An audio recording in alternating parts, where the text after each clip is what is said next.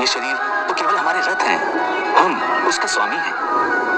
रथ के टूटने से स्वामी नहीं टूट जाता, उसी प्रकार शरीर के सुख और दुख आत्मा को सुखी या दुखी नहीं करते। यदि हम आत्मा हैं, तो फिर ये सुख दुख का आभास हमारी आत्मा को क्यों होता है? ये सुख दुख का आभास आत्मा को नहीं होता, केवल शरीर को होता है। तो फिर आत्मा को क्या होता है? आत्मा को कुछ नहीं होता, क्योंकि ये होना न होना, सुख दुख, सर्दी गर्मी, ये सब प्रकृति के नियम है।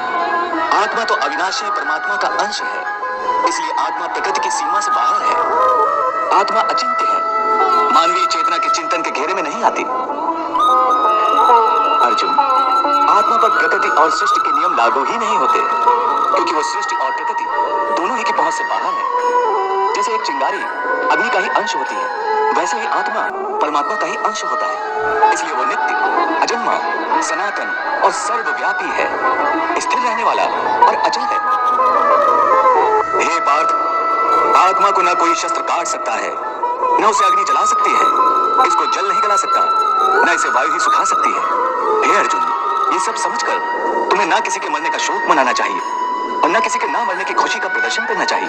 हे केशव, ये सब मानकर भी कि आत्मा नित्य, सनातन और अजन्मा है, उसे शस्त्र नहीं काट सकते, आग नहीं जला सकती, फिर भी प्राणी की आत्मा को दुख सुख, शोक खुशी, मान अपमान, पीड़ा और आनंद का एहसास क्यों होता है?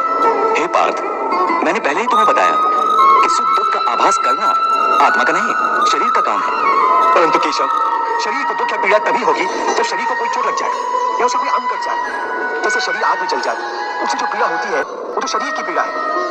परंतु मान हानि होने से जो दुख होता है या मान होने से जो आनंद आता है, उसमें तो शरीर को कोई चोट नहीं पहुंचती। वो मान हानि का दुख, वो कीर्ति की पीड़ा तो आत्मा को ही होती है ना? नहीं अर्जुन, ये कीर्ति अपकीर्ति, मान अपमान, ये लाभ हानि, ये जीतने का आनंद अथवा हारने की पीड़ा, ये भी आत्मा को नहीं होती। ये आत्मा का काम नहीं है, ये तो मन की शरारत है। मन की शरारत, इसका क्या अर्थ है केशव? पार्थ, प्राणी के शरीर का एक अदृश्य अंग है मन, जो दिखाई नहीं देता, परंतु वही सबसे शक्तिशाली हिस्सा है शरीर का।